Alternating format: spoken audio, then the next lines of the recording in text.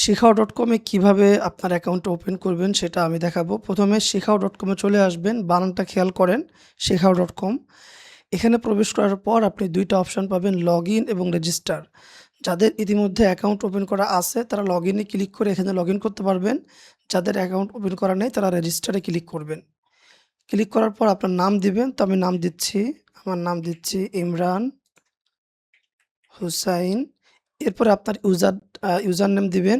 আমি তার আগে ইমেইল দিচ্ছি। তো আমি ইমেইল দেব হচ্ছে imran53945@gmail.com।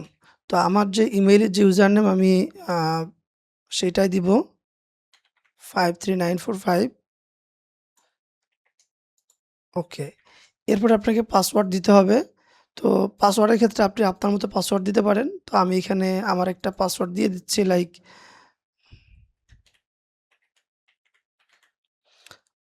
আমি পাসওয়ার্ড দিচ্ছি। Then I am not a robot এখানে ক্লিক করবেন।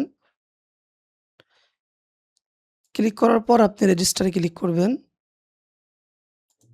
এখানেও আপনাকে ক্লিক করতে হবে। দেন রেজিস্টারে ক্লিক করবেন।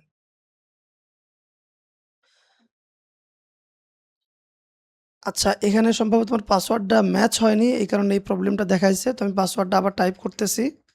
আপনাদের এরকম প্রবলেম হইতে পারে। কোনো একটা প্রবলেম হইলে কি প্রবলেম হচ্ছে সেটা এখানে কিন্তু লেখা আসবে। আমার এখানে পাসওয়ার্ডের প্রবলেম হইছে এই কারণে পাসওয়ার্ড সেই ব্যাপারে আমাকে একটা নোটিফিকেশন সে এখানে দিয়েছে। আমি আবার পাসওয়ার্ড দিচ্ছি। আবার আমাকে এই I am not a robot A click করতে হবে। এইখানে ক্লিক করতে হবে দেন রেজিস্টার এ ক্লিক করতে হবে।